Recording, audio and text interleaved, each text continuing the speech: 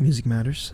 Mr. Boxtrod. Howdy. How you doing, bro? I'm good. How are you? Doing good. Thanks for coming on. Thanks for doing this. Of course, my pleasure. Thanks. Hell yeah. How you feeling on this fine Monday? It's a great Monday. Great Monday so far. Yes, sir. Yes, sir. What you been up to? Music. Writing lots of music. This new EP that Jake and I worked on is coming out. Yeah, which is tonight. Exciting. Yeah. That's gonna see the light of day. Busy couple months for you, dude. I mean, you dropped your project last month, right? Yeah. And now you have this project with Jacob coming out that I know you worked incredibly close with him on, right? Yeah. We sort of like made it in tandem. We just kept like passing it back and forth. You know. What do you mean by like you would do one part, he would do another, or? I mean, he wrote all the songs there. Mm-hmm. Or at least the majority of the songs, and he would just like send me either voice memos or things just little demos that he concocted up in Ableton, mm-hmm. and then he'd send them to me. I'd be like, "What are you doing? What are you doing right now? Come over." And then we would just like kind of put clothes on the mannequins in a way. That's sick, dude. Yeah. That we were talking about it before. This whole kind of like, I don't know what to call it, like anti-folk scene or whatever that seems to be bubbling outside of make-out music right now. Kind of. And just how cool it is. I used the term anti-folk because that was what they call like the scene with the moldy peaches in New York in like the 90s and the early 2000s.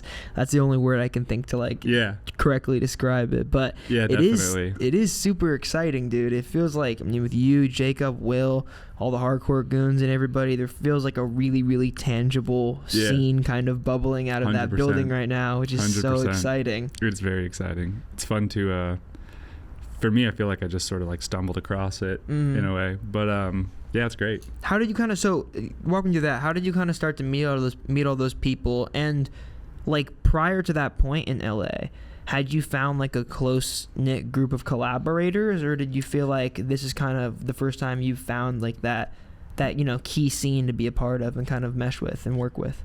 Definitely in the sense that I feel like we're at now is different. I've known Jacob since I moved out here. Mm-hmm. We went to college together. Didn't really know each other in college. Oh, cool. Although Jacob's band in college was my favorite band. So I really looked up to him. Sick. And we just like met at this house party after we graduated and exchanged numbers. In LA? In Boston. In Boston, okay. Yeah. And so I've known him since like, I don't know, 2018 when we moved out here. Mm-hmm. And he's been like a really close collaborator ever since then. And I've had, like my sort of core group of friends, like 4 or 5 people that are just like I do a lot with. But in terms of it feeling like being in a scene that's expanded past like just my immediate collaborator group, this is definitely the first time I feel like, it's like we're like leapfrogging or something. Yeah. It kind of feels like there's that energy amongst all the people you mentioned. Yeah, and it's so sick. It's really cool to watch from the outside as like a fan of it, because it's very clear when a scene kind of begins to bubble and like really form, where the blanks start to get filled in. And it's like this person is fills this pocket in it, and this person kind of fills this pocket and make out to the venue, and these people are involved, and there's people who are coming to all the shows and becoming fans, and then there's people who are like on the outskirts of it looking in, but then it's so cool to watch that thing kind of bubble. And we were talking about it earlier, but I do feel like there aren't a ton of like really, really tasteful scenes in LA that right now I think that I can look to anyway, that I'm like, that's something different. Like they're doing something really, really cool there. Yeah. But this scene feels like if you, I don't know what you want to call it, like the digital twang scene. Like it's very like focused on this just new brand of like kind of Americana music mixed with electronic stuff, and it's such a cool pocket to exist in, and so niche and new and different. Yeah. Well, thanks. I mean, I feel like at least for Jacob and I, sometimes we're like, man, we've just kind of like, this was just the next thing we were kind of on to. And it's also in the same way kind of been the thing we've always been on. Maybe we've just honed in our own ability to track it down or something, but I know what you mean. Sometimes it feels like there's not a bunch of options out here, but this one, this like scene seems to be potent, and it's quite a luxury, honestly, I think, to be inspired by all of the, like, to be inspired by the people that you're surrounded by. That's not like always the case. No. I feel like it's a real luxury to be like, my friends are the people that inspire me the most, or like make me reconsider what I want to do. It's and tangible, stuff like that, you know? It's tangible in a different way. Like if you're inspired by an artist that's, you know, maybe gigantic, or you know you're a couple years away from meeting, there's some things you'll never learn about them. Yeah. But like when you're, you know, when your best friends are the main source of inspiration, you can ask them exactly where all their creative ideas come from and how they got to those conclusions. Whereas, you know, with a bigger artist or somebody that's like a more, you know, established act that you look up to, you might not be able to like understand them to the degree that you understand your friends. Oh, 100%. And it's great because we just have more excuses and reasons to hang out and do what we want. Yeah, that's super cool. That's also a luxury. Did you have so talking about like music schools and a little bit and going to college and stuff out there on the East Coast, did you have like a tight net of musical collaborators out there, or did that kind of only begin when you moved here? And were you making similar stuff when you were out in college, or did you kind of like switch a lot of stuff up when you got out to LA? It feels like it was somewhat of a natural progression, at least because I was in a band in college called Ajna at the time, but I was the only person in that band who was American, like from the United States. So the whole band after college, everyone just dispersed. Where were they all from? Felipe, like the main, you know, the singer for this band, he like wrote all the songs. He's from Ecuador, guy from Costa Rica, France, Italy. That's cool. Yeah, it's like everybody was from all around. So it just like became difficult. Yeah, you know, everyone's got these situations and all this stuff. So it just like, but we did it was like a real tight group, and I think that we played together really well. And it felt like that, and the shows that we would play, they just like, they felt good to us too, you know?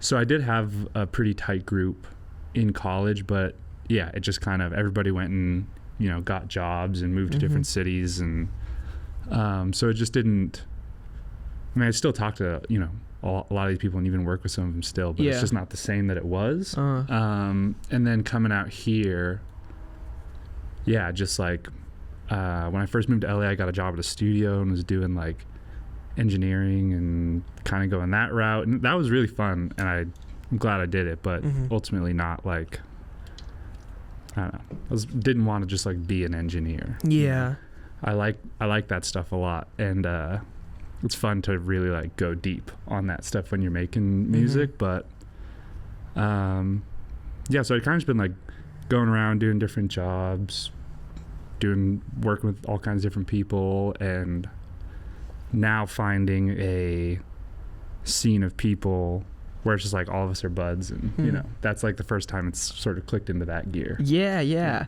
It's a hard thing to do, to like work in the background of music when a large part of you thinks that you have something to say. It's definitely, that's a good way of putting it. It's difficult because like you can contribute obviously loads as a producer or as an engineer, or even as like a mixing engineer or something, but like at a certain point you want to tell your own story, you know, and I would imagine your music's very story driven, it's very lyrical, it's very like fragile, even. It was the kind of the word I was using to describe the EP.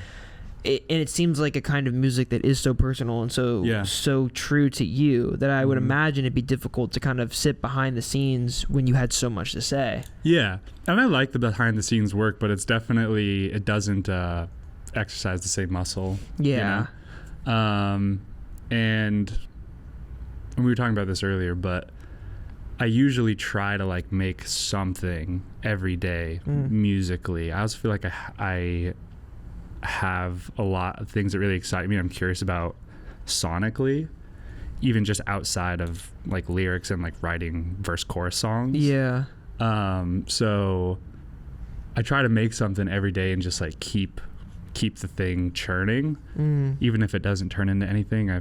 For like the creative practice of it, I feel like that's important, is to don't try not to let the faucet turn off. That's a good way to say it. Yeah. But writing songs and like singing and putting out music as an artist, for me, it's just like something I sort of have to do. Yeah. You know, it's like these things come out of me and I just want to put them out and get them off the hard drive and let other people hear them. But it's not, I feel like it's one element of ultimately what I like to do. Yeah. Have you, I reference this book way too much, but have you read the book, The War of Art? No. It's a book by Stephen Pressfield, and it kind of talks about that concept a lot. The idea of like taking yourself as a professional, as a creative, and kind of like going to work every day. Yeah. And like waking up every single day and keeping that faucet running and working through the bad stuff to get to the good stuff. Yeah. I think there's a lot of truth in that. 100%. Like, because not every idea is going to be the idea. And I know I saw one of your Instagram posts, you were talking about this EP are songs that extended over like a 4-year period. Yeah. So it's like, I would definitely see the appeal and the benefits of like writing something every single day, even if it doesn't stick with you, even if it's something you throw away the next day, or just, you know, an idea, but like an expulsion of creativity every single day. It just keeps the wheels turning. Yeah.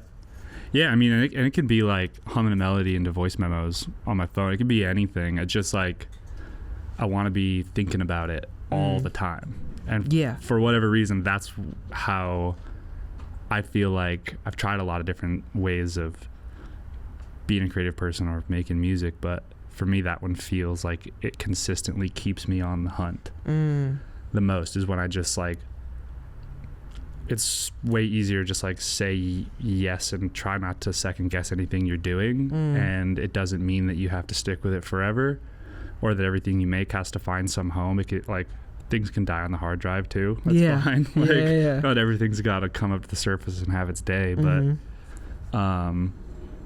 keeping it consistently coming out is important to me.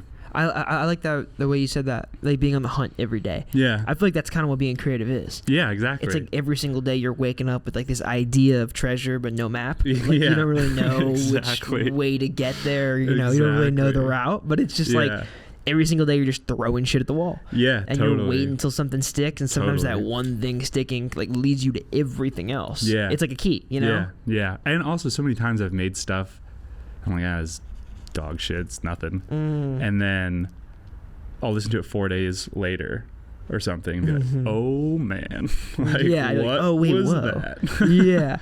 Or there's like a small percentage of it that was special, and you're like, how do I get to that part? You know? Yeah, totally. Do you, as somebody who creates every single day, do you go in with like a goal? Is there any kind of routine, or like are you like, I'm gonna try this thing once a week or this thing once a week, or are you always just picking up your instrument and seeing what comes out? It's mostly that, and I don't want to say like you know, every single day. I try every single day. Sometimes I fail, but like most, you know, 330 days out of the year or something. Okay, gotcha. But yeah, usually, I don't know, maybe this is just my personality, but I seem to always have something that I'm curious about, like that I want to try, or I have a friend that told me about something. I also have, like, on my hard drives, people send me stuff, you know, oh, here's like another, like some weird plugin I found, or some like recording of the rain, or just like, and, you know, just things that people send me. I like to keep them on the hard drive, and they're just kind of like the kindling pile, the like starting points. Yeah, just like if I'm really stumped, I'll just like go start digging around in the stuff that people have sent me. Like, oh, maybe I'll try something like this. Try to get something out of whatever those things are.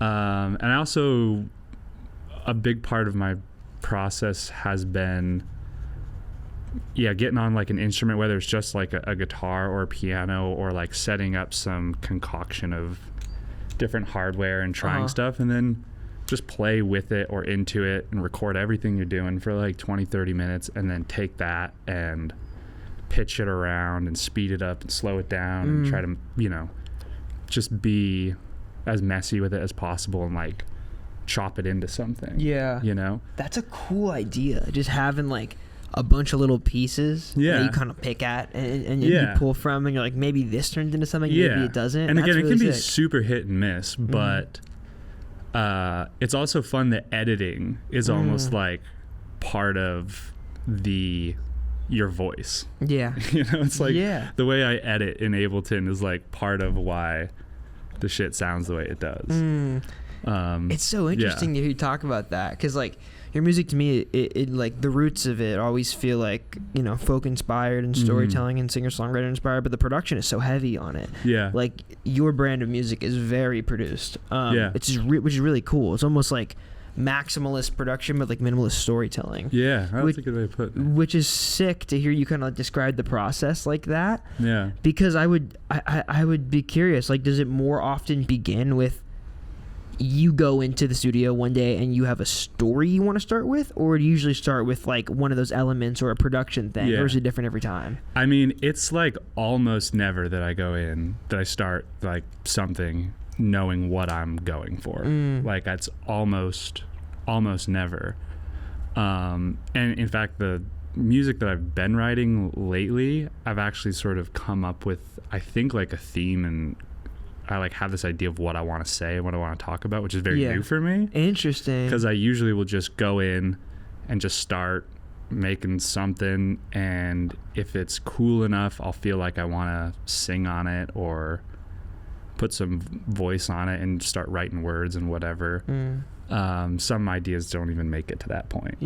But and then I'll just start writing, and it's like half the time I'll find out what I wrote the song about after it's done. You know what I mean? It's like I didn't set out to write anything. I have a long list on my phone of just like random lyric ideas that'll come to my head that it's like the same note I've had on my phone since, I don't know, like 2012 or 20, like forever. I got one of those, almost a decade worth of just like random little word snippets. And so I'll like, go digging around in there trying to figure out what's been banging around in my head, and just like come up with stuff. Sometimes it makes it to the finish line, sometimes it doesn't. But I've been historically pretty bad at like, let's write a song about this today. I don't really know how to do it. What do you think changed recently where that became more of a familiar thing to you? I don't know, and I'm still sort of in the middle of it. Like, I wrote these 2 songs maybe, I don't know, 6 months ago or so. And they're like a bit more like raucous and like bit more forward than my music traditionally is. Gotcha. It's louder, like distorted guitars and hooting and hollering over it, and it's just felt new and refreshing for me to like paint outside the lines a bit more than I usually do. That way. And I've just been like kicking those 2 songs around for a while, and I've been thinking, I think that will be my sort of North Star for the next thing. And just having it all be intentionally a bit louder and a little more abrasive, I guess would be the right word. It's not particularly abrasive, it's still me, but a bit more than like my super soft little acoustic guitar, whimperings. That's a cool idea, like painting outside the lines, because obviously you have like creative aspects that you're just naturally drawn to, and obviously your brain goes there like almost default, but then it's like, how far can you rework some of those ideas to where like you're intentionally painting outside of those lines, and like you're trying to go in with like, oh, okay, I want this to sound not like where my brain naturally goes, but more so this other idea I have. Definitely. And I mean, to what we were speaking about earlier with the, having a scene of people around you that inspire you, I feel like watching my close friends try to just not think about it too hard and just like go some direction and like, oh, we'll find out what's down there. If it's nothing, it's nothing. But trying to challenge yourself, I've been inspired by that. And like, I'm gonna go for something that I don't know if I'm capable of, or that I feel self-conscious about attempting, or whatever. Like those, like that's the reason to do it. That's the reason you should try. How you said that this kind of sound feels like the North Star, that like, I feel like that concept feels like the North Star to me a lot of the time. It's like the North Star is finding the thing that scares you. It's exactly. like finding the thing that like when you do it, your stomach turns a little bit. Yeah. And like it's 100%. because those things are real. Yeah. Like there's nothing that's more real than that. Yeah. Than like a visceral human feeling from a piece of art that either you make or you hear, but it's like chasing that always feels like the mission, you know? Definitely. And I found for myself personally, whenever I make things that I'm a little scared about showing somebody else, I'm like, oh man, I don't know if this is gonna work. Or, that's it every time. I like send it to people for a gut check. Yeah. Like, the fuck is this? Why did you show me this one? I thought you wouldn't like it. Yeah. It's because it scares you. Yeah. It's different. It's vulnerable. Like exactly. It is you. Exactly. And I think that is, and I think like, I mean, I guess circling back to what we were saying earlier, like when I say there aren't a lot of scenes in LA that interest me, I guess that's not really true. I think there's not a lot of scenes that are doing that. Sure. Like a lot of scenes of artists where like they're doing things that are challenging them a lot. Yeah. I sound like a fucking old head when I say that, bro. Oh my gosh, it's not like it should be. These kids don't try anymore. These kids don't try anymore. That's not what I mean at all. It's just like it's difficult to come across like a well-rounded group of folks that like you can tell like are actively trying to make things creatively that they haven't really heard before. Yeah. Or things they haven't they think that haven't been fully explored yet. Yeah. Like picking up those pieces and trying to recreate them in a way that feels wholly them. Yeah. That's like super rare, I feel like. And I think that's so valuable. Yeah. To me, maybe it's just like a mindset or the reasons that I certainly don't want to knock anybody for like the reasons they make music. But for me, it's like the victory is the making of it. Yeah.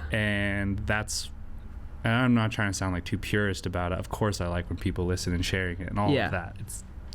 That's an element of it that you can't replace. But I think that the making of it feels so good when you're on that hunt that it's like, I don't know, I just would like do it anyway. Yeah. I'll go work at the gas station.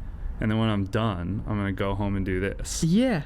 And there's just something about, I feel like, accepting a bit of that where you're like, can't choose your own fate necessarily. It's just like, I'm going to show up, I'm going to show up every day to the dojo, do the thing, and leave. And that's like the only thing I really know how to do anyway. Yeah.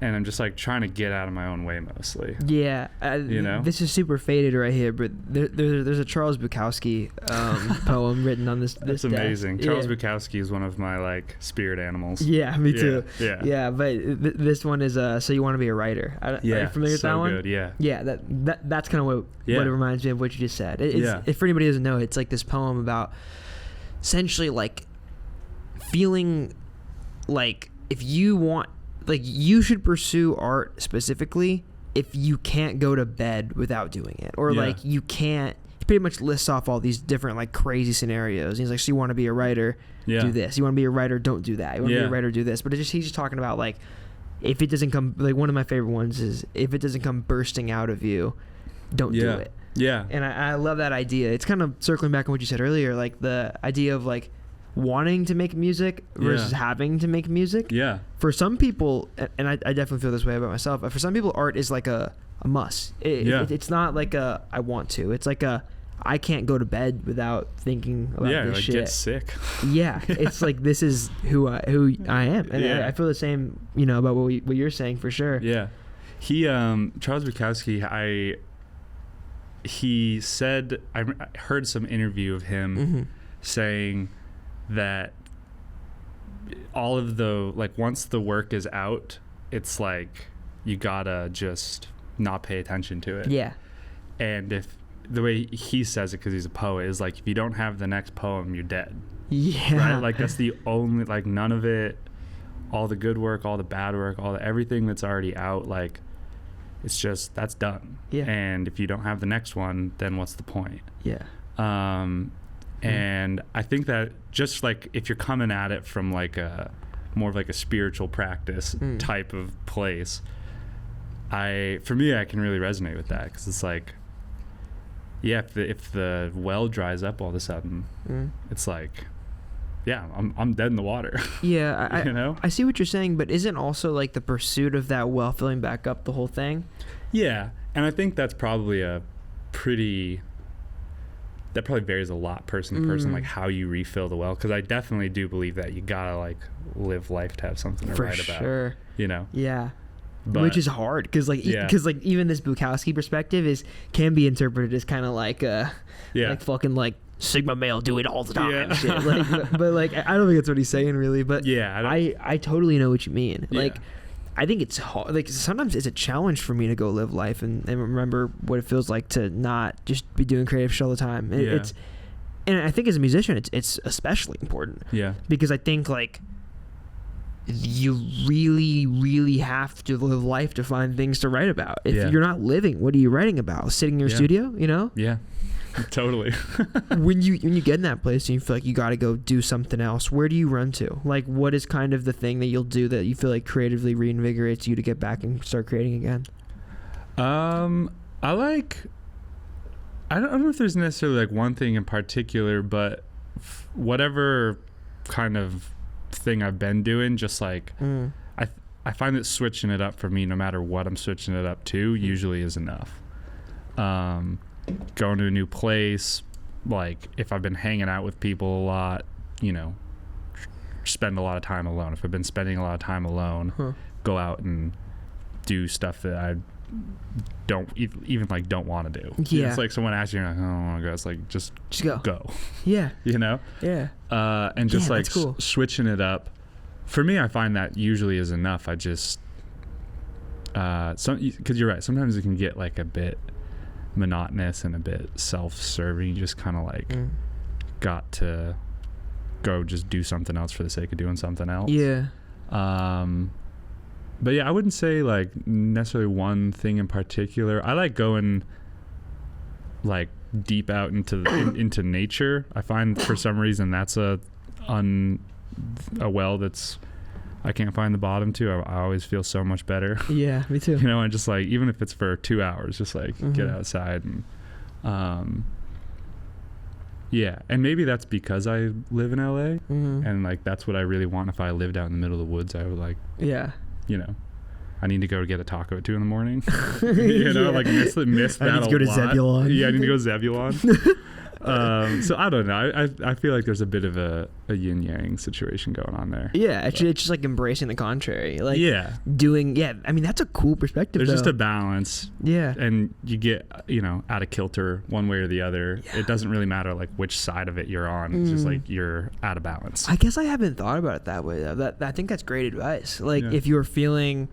Yeah, if you're feeling stuck, like do the opposite of whatever you're naturally inclined to do. Yeah, just go switch it up. Yes, that's I think that's great advice because it just gives you a whole different outlook on stuff, especially creatively. Yeah, that's a great way I think to look at it. Yeah, do the nature thing. I was I feel like for a long time when I first moved here, I was thinking the same thing where I was like, there's not a lot of nature here, but lately I've been like exploring more than I have, and I found, dude, I found a black bear the other day. Let's go. Where did you see the black bear? In Pasadena. Dude, look at this. I came within 5 feet. I went around this bend. I went around this fucking bend, and I came within 5 feet of that black bear. That's beautiful, honestly. Yeah, it was nuts. Yeah. I was in Pasadena, like not. Oh, Mario said knows this. Jacob said to ask about the stolen sessions. Okay, I'll ask about that in a little bit. But like, yeah, I went around damn, that's a loud ass garbage truck. But I went around this bend.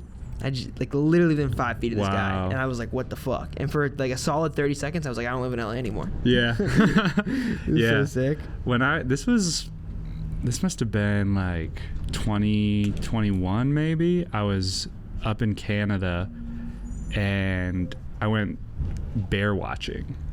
Like, this guy had a tree stand, like big property, and a stand up in the trees that was kind of just like some 2x4s. Bear watching, you said? Yeah, like it's a crazy term. I know. He like built this like 2x4 little 2 foot by 2 foot just like platform and just nailed it to the like halfway up a tree. Bear perch. Yeah, bear perch, and just like built a little ladder up to it. He's like, yeah, just go stand up there. What? And he had set out, this was a sort of like a little camp that he had made, and had set out a bunch of food for the bears, and it was like wait, what kind of bears were these? The black bears. Okay. Like that, yeah. I was gonna say. Yeah, no, they're black bears. Nothing like too crazy. Yeah.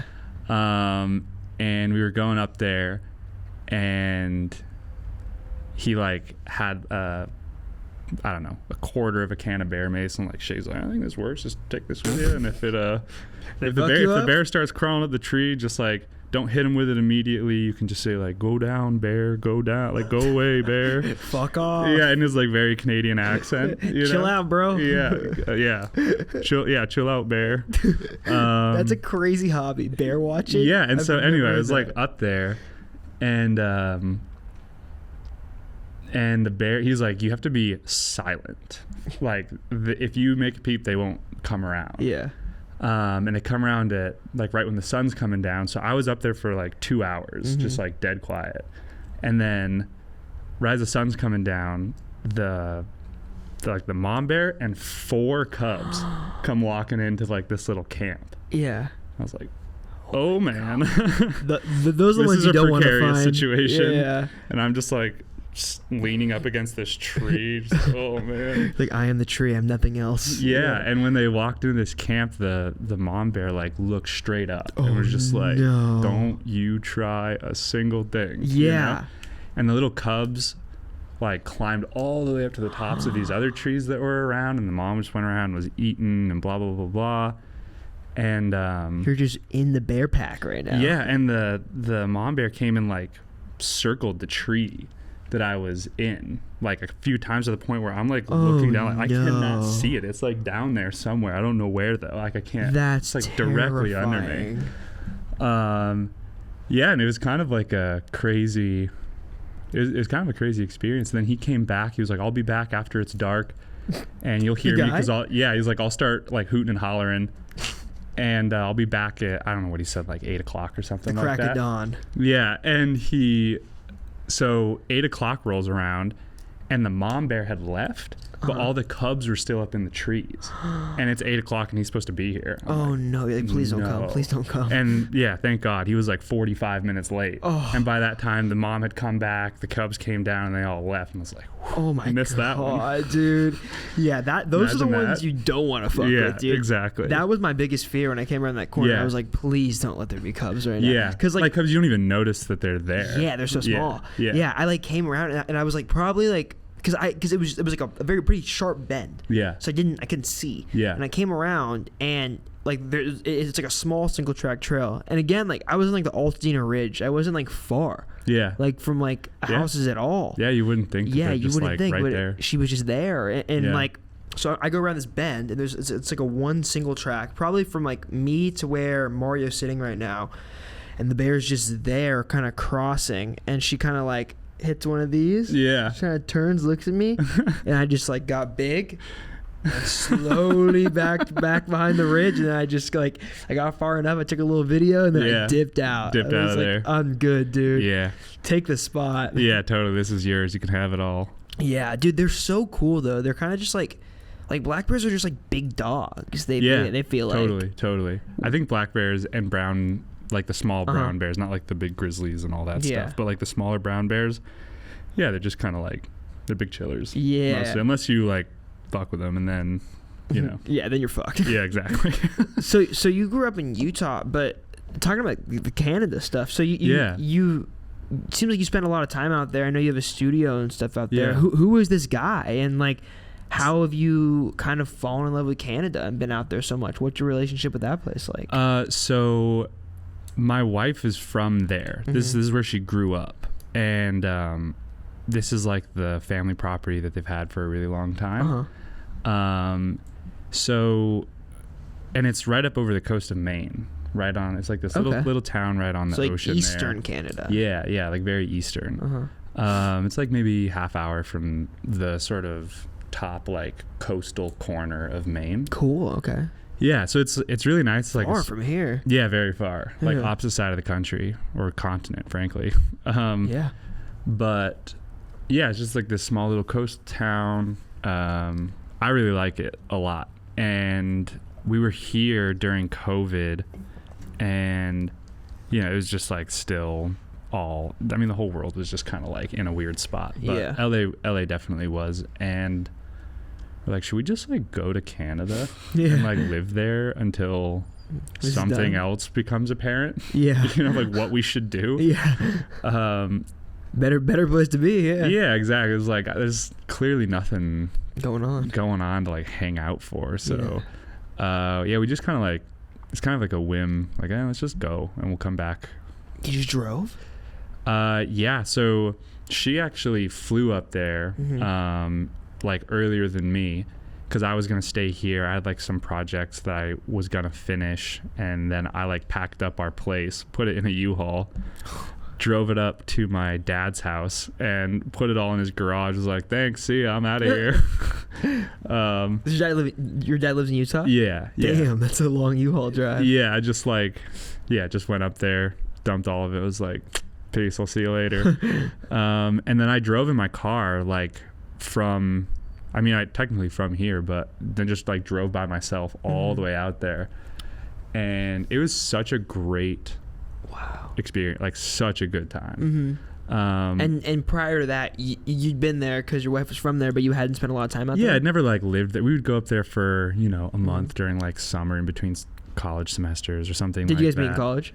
We met right before college. Cool. And then we both went to college out in Boston, and then came out here.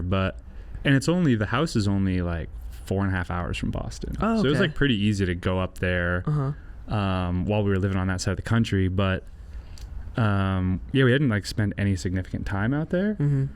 And so I drove all the way across the country, brought all my music equipment with me in the back of the car. Great time. I'm someone who loves like a long, long road trip by yourself. How long did it take? It took, between like getting the U-Haul up and then going all the way across, I think it was like 6 days. Whoa. And I was putting in like 13-hour days. Damn, dude. Yeah, like I was also hauling. You were just driving. Yeah, I was hauling. Yeah, you weren't like stopping and smelling the roses. Yeah, I did a little bit, but my goal was to like get there. Okay. Yeah. And had you driven across the country prior to that? I'd driven a lot of that in like sections, but I'd never done the whole stretch. Like I'd done the Utah to LA a lot. I'd done like out to the Midwest a lot. I'd done from the Midwest to Boston a lot, but never the whole thing. And then like I took a bit of a scenic route. I didn't go the fastest way. I probably like added, I don't know, an extra day to my trip. But like went all the way up through New England, and it was just all the little like 2-lane highways, got like kind of town hopping all the way through New York and Vermont, New Hampshire. Cool. And all that. It was a good time. I look back on it very fondly. But yeah, so we were up there for like a year, and then I came back here for work. Just sort of like happened naturally. But the time that I was up there, her stepdad had acquired this sawmill. A sawmill? So yeah, it's like a mobile sawmill that you can bring places. Excuse my ignorance here. What is a sawmill? I feel like I should know what it is. It's the thing that turns a tree into 2x4s. Gotcha. Yeah. Okay, a big saw. Yeah, big ass saw. Okay. But this one is kind of interesting because like most sawmills, it's like a big barn and they've got the whole rig and you like bring the trees there. Well, this one, it's like a mobile thing that comes with these rails and the big like basket thing that holds the blade, and you can like set it up. You can like haul it on a trailer and go set it up somewhere. And then but it's like a structure, like a. It's not a structure. It's just like the mill, but then you can like roll. You go chop down a bunch of trees and then like just roll the trees under the mill and just sit there and saw them in place and then pack up and go. Okay. Yeah. So anyway, he had gotten this, and I'd always wanted to build a studio, but to get all that lumber, it's like, it would be thousands of dollars to be able to really do it. So once he had the sawmill, I was like, does that mean I could have free 2x4s, like as many as I wanted? How does that work? Well, what's the legality of that? We just, cut down the trees either on property that we had or her stepdad had like a friend that had some property. But so there are like a bunch of trees there. Yeah, it's just like it's up in Canada. It's that's logging country anyway. It's just like trees as far as the eye can see. So yeah, we just like chopped down trees, milled them into 2x4s, and I just was like, I'm just gonna do it. Did you have like building experience prior to that? real amateur. Okay. You know, like I built forts as a kid, and like Yeah. I knew how to swing a hammer. I'd done it, you know, but nothing like legit. Mm-hmm. I wasn't totally unfamiliar, but yeah, I just kind of like University of YouTubed my way through it. Whoa. As well as her stepdad. I would like do something. He's more experienced with it, and like for instance, like I wired the whole thing up. Like when I came to put the electricity in, he like explained to me how to do it. I was like, okay, cool. And I go in there, wire the whole place up. I'm like, hey, can you did I do this right? And he goes, you did exactly the opposite of what I said. Tear it all down. Yeah, and if you plug this in, you'll burn the place down. I was like, oh. Fuck. So like you redo it. I was like, okay. You know, so like that set me back several days. Like, how did he know all this stuff? What did he do? I mean, he's been like he's just a man's man. Yeah, exactly. He was like a boat builder sort of by trade, but he just knows this stuff. So between that and like watching YouTube videos, like, yeah, I was like, I'll figure it out. It's not particularly big. It's like maybe the size of this room. That's so sick. A little smaller. It's just like a one room thing. Yeah. But it was fun. I just like drew it out on paper, build kind of whatever I want, and just so now it's up there. And I've built a desk, and I've got speakers, and I've got it to the point where all I got to do is just show up with my laptop and plug it in. You know? That is so cool, and I like dude. keep some gear and some instruments up there that like I only have access to when I go there. It's kind of like a fun thing. It's like, oh, if I want, like I have a trumpet up there. Yeah. I don't know how to play trumpet, but you'll figure it out up there. Yeah, like if you hear the first song on this new EP that just came out, the end of it, there's like this really broken, terrible trumpet playing going on. That's me. Just and figured it out. Yeah, and it's like it's not good playing by any means, but it's trumpet. Yeah, but it like feels interesting sonically. It's like, I don't know, figure it out. Yeah. You know? That's a crazy undertaking to just like throw yourself into. Just like, I'm gonna build a studio, but that's such a cool like sporadic thing to do. Yeah, it was fun. I think I just like, especially during COVID. Yeah, so what else was I gonna do really? And I think I just saw the opportunity with like this sawmill, and I was like, okay, and we've got the space to do it. And I was just up there, and I was like, I'm just gonna like go for it. Was it during the summer you built it, or during the winter, or? It took me like 3 months, and now come to think of it, I could have done it in like 30 days. Now that I've done it before, I was like, if I did this again, I would know how to do it a lot faster. Was it 3 months of just like every single day that was your job? Pretty much. Whoa. Yeah, but in hindsight, like I wouldn't make very much progress in a day because I was like thinking so hard. Yeah. The whole time because I'm like, oh, I don't know. I was like, am I setting up like the roof right? Is this all gonna cave in? Like I don't know what I'm doing. Dude, it's terrifying. I mean, you're putting so much of like your gear and money in there. I know. One wrong log and your entire fucking system is gone, dude. Yeah. I know. But I think I just like saw the opportunity to do it, and I started in like October and I finished in January. Wait. Yeah. It was in the winter months. There were some very cold days on the ladder. Isn't Eastern Canada like freezing? Like isn't it like cold? Yeah, it's cold as hell. But I don't know. You just thugged it out with a jacket or what? Yeah, exactly. I thought it was jacket and gloves. I thought it was like dangerously cold. Isn't it? Like, I mean, I don't know. I feel like once you get moving, you warm up. This is insane. Coming from like somebody who's never experienced cold like that, this sounds wild. Yeah. It was a great day. It was a really great day once I got insulation in the walls. I just like went out there and I brought a space heater and like ran the space heater with an extension cord in, and I just like cranked the space heater up because I wanted to see how well the insulation would do. And it was a really cold night, and I just like chilled in there. Had the space heater, and the thing was warm within like half an hour. I just sat in there and smoked a joint. I was like, wow, in my paradise. That's so cool. Like the idea of like, I made this. Yeah, it was really satisfying. And just the lead up to it too, like driving across the country. It's like you're driving across the country to build a studio. Yeah, which so totally wasn't the intention. I was just like, we're just gonna go just cause fuck it. Yeah. But in hindsight, I was like, oh yeah, that time was kind of essential. Oh yeah. Just to like my well-being or something. Do you work a day job, or do you work full-time in music?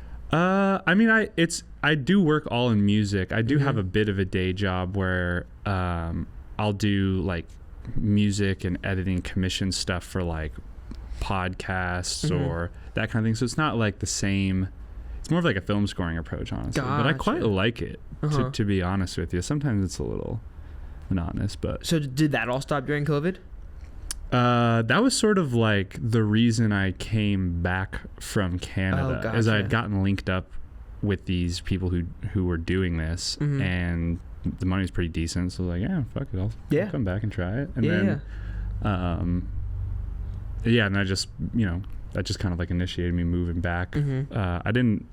I rarely ever make plans with my life, which I've been told is a bad thing, but it's just the way I roll, I guess. It can't be that bad. It left you with a studio in I Eastern guess so, Canada. yeah, that's what I'm saying. But I just kind of was like rolling with the punches. Do you spend a lot to do it or no? Because you already had the gear and you had the wood, so you're just paying for like... The thing cost me like $800 in total. That's insane. And I had tried to scrap, you know, like the roof on it. It's like shingle material, but it's these big like industrial like sanding belts that I had found. And like the windows I had gotten from the side of the road and kind of fixed them up. And you know, it's nice and watered. It's a nice little studio, but like the ethos was to try to make it, you know, nice and functional, but like as cheap as I could. And there's some stuff you have to spend money on, like drywall, insulate. You gotta spend some money, but like for the most part, it was kind of just me banging together what I had access to. How like far out there is it? Like is it like in the woods? It's like the property is like 12 acres ish. Yeah. And there's like the house and the big main yard.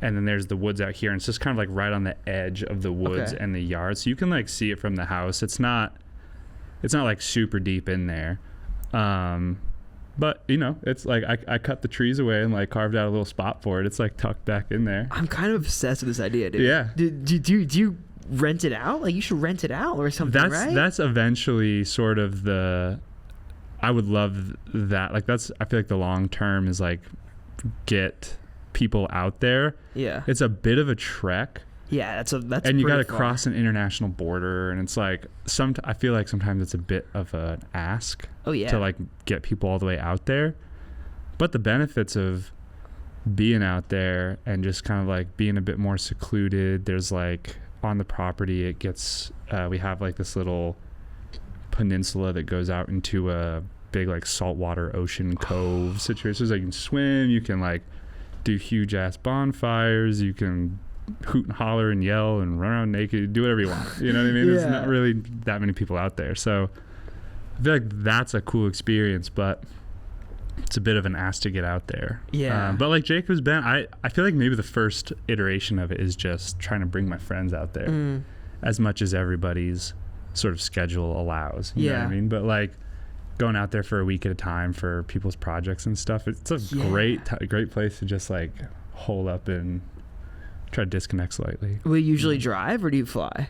I'll fly. It's my favorite thing to do is fly to Boston and then get on the train and take the train like up the eastern seaboard there. Yeah, I've actually taken that train. Yeah, not to Canada, but I've taken one from wait, is Boston's below New York, right? Above. Above? No. But there is a train that goes Boston to New York as well. I took one from... what city did I go from? Well, I took one from Toledo. Well, it's a little higher than this. I went from Ann Arbor to Toledo, Ohio to New York, which took a full 24 hours, and I did it in a full 24 hours with my girlfriend. That's awesome. Yeah, it was so sick. But that... I guess I don't know what our eastern city was before we went up to New York. Yeah. I'm not sure. That was one of the coolest things I've ever done, though. Yeah. They have like I really want to do apparently there's a way to get like from the Amtrak train like all the way from like San Diego. There is, basically like up to Maine or something. I would love to do it. I really want to do the Starlight one. Yeah. Which is from like the tip of Oregon, or tip of Washington down to all the way down, yeah. Yeah, I really want. I almost pulled the trigger and did it this summer. Yeah. But I think I'll definitely do it next summer or something because it's not that expensive. Yeah, it's not bad, and it's like you're not going anywhere fast, but that's kind of the whole point, right? You're just like chilling out on the train, read, listen to music. The exact point. Yeah, just like chill out, drink coffee. I love that idea of like forced thought. Yeah, like the idea of like forced even if it's not isolation, it's like forced. What would the word be?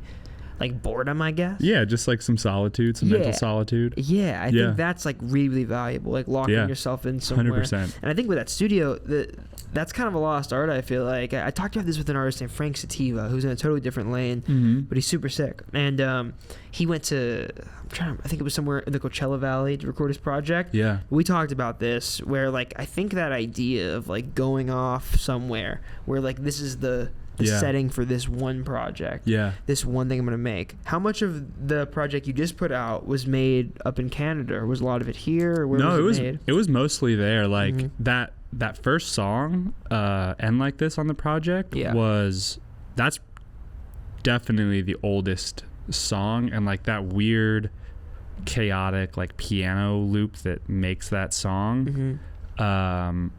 I made that like even before I had built this studio. I just like had gotten up to Canada and was just feverish about making as much music as I possibly could. This is like, the first time you kind of I was like doing like the world was gonna end in 3 months. You know, I was like, I have to get it all out right now. Yeah, we're all gonna die.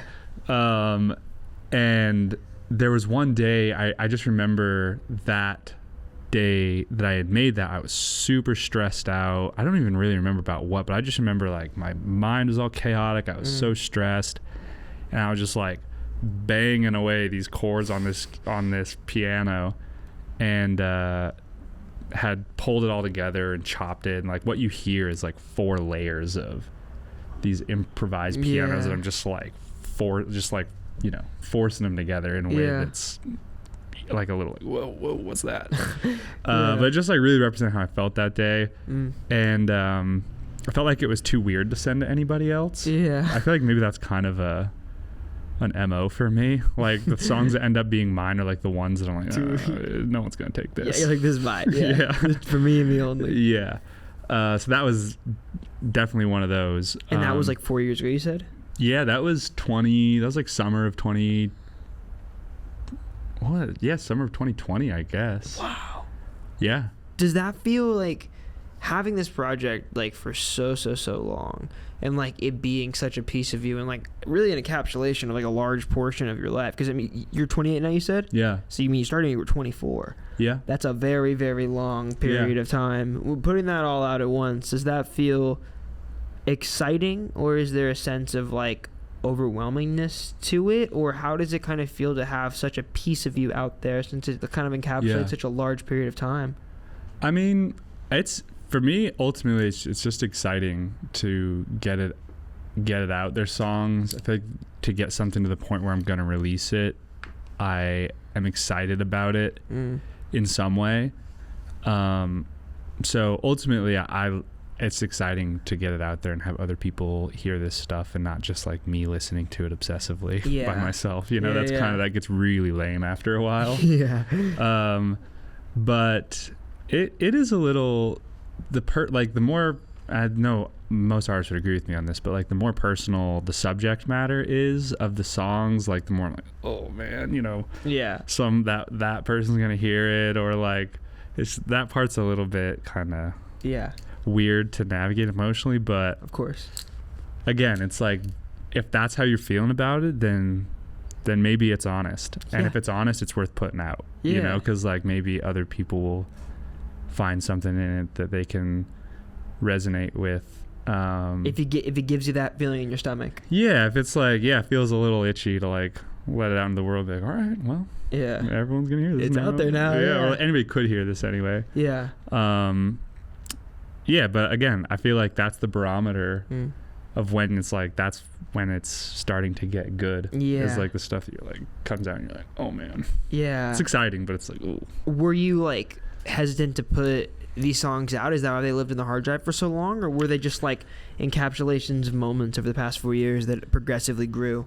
I mean, it was I think I was just waiting for the right group of songs to sort of present themselves. The most recent song of that group is Iriella.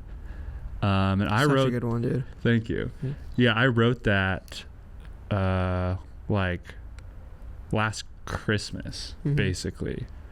I was up in Canada in my studio for basically like the whole month of November and December.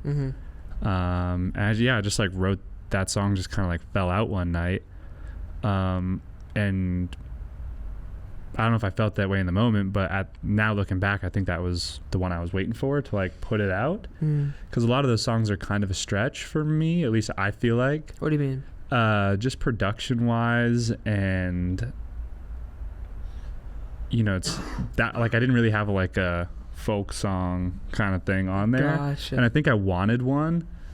So anyway, that just like came out and was like, okay, I think now these can all live together and can come out. I was waiting for one more.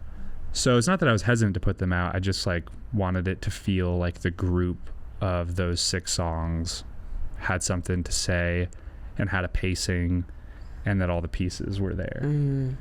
So, but like End Like This, the first song, I had made that piano loop and I had written like what is the first verse, and then it sat like that for probably 2 or 3 years, and I didn't know how to approach it. I always knew that I liked it. I knew that Just that loop. Yeah, I knew that I liked it. I knew that it resonated with me emotionally and that I wanted to finish it. I just it was like I was trying to insert myself into it. I would sit down and be like, okay, I'm going to write the second verse or whatever, like make the structure of the song. Yeah. And every time I would go try, it just wouldn't work for whatever reason. Yeah. And then, I think that same time period actually that I wrote Iriella is when I finally was either just like able to let my guard down or had something else to say about that or something. And just like the second verse and the whole thing just kind of like fell out in about an hour. The way that you describe songwriting is so cool to me, because it's you almost describe it like, I've picked this up in everything you're saying, but you almost describe it like these aren't your ideas; they're ideas that just exist, that come to you. Yeah. Which I really feel that way. Yeah. I've always felt that way. I think you're always just like reaching out into the ether, and like these things exist already, but you're just trying to grab hold of them. And when something comes to you, it in a way, it doesn't even feel like it's from you. It feels like it came to you, Definitely. Like it's almost like that piano loop existed for you, made you feel a certain way, but you were just waiting for the thing to say on it to come. Yeah, definitely. It's the only way it's really worked for me in any significant, like we said earlier, I don't really know how to like sit down and write a song about something. I'm not good at it and haven't really done all that much of it. It's so much more just like digging around in the ashes looking for something. But that just, it came out and I was like, great, I finished the song. Like, here it is. I can't believe it. It's just one random night it comes. One random night just showed up, and and I think it's also important to, as an artist, I think, to have your antenna like on all the time, or as often as you can, because you just never know when something's gonna strike you, or that you're emotionally gonna resonate with something, or like you just never know. And I think keeping the antenna on is the skill. It's not like the skill of how well can you play instruments or any of that. The skill is how receptive you can be and how like you can keep that spark and like let it translate and get it down when something shows up. It's like having your reel set, Yeah. Because you never know when something's gonna bite. Yeah, exactly. And you gotta be ready to. You just gotta be ready all the time. And obviously there are times where you're not, but just like that's the skill. Is being ready. It's like artistry as a lifestyle opposed to a practice. For sure. Which I think is, that can be a double-edged sword, like we were talking about before. Yeah. It can be difficult to practice artistry as a lifestyle, but I think if you are an artist, it's hard not to. I think it's really hard to beat that part out of yourself when it exists in every single aspect of your thought and your subconscious and your brain. Yeah. Sometimes you just can't not think about it. It would take so much more effort to beat it out of me than to just submit and just do it. Yeah. It's like that would be so much harder. I would be fighting with myself so much if I was like, no, I'm gonna ignore all these feelings. Well, like, what? Let me ask you this then, because you're like not just this EP, but your whole discography, it's it's often very sad music, Yeah. but Yeah. like often very personal and very Yeah. vulnerable. Having that exist, and then also having the part of your brain that is artist through and through that you can't turn off exist. I would imagine those two things existing at the same time could convolute and become a bit of an issue at times. Yeah. Is it ever difficult to like when you're writing songs, do you only feel like you're reaching for the ideas that come out of sad things that happen or bad things that happen or sad feelings, or do you feel the same about happy feelings? And if it is just the sad ones, does that ever get difficult to only find inspiration in times of difficulty? It's funny you asked it, because I actually have been thinking about this quite a lot lately. Of like, why do I make why does the shit that come out? Why is I can't seem to pinpoint it. It's interesting. But I think that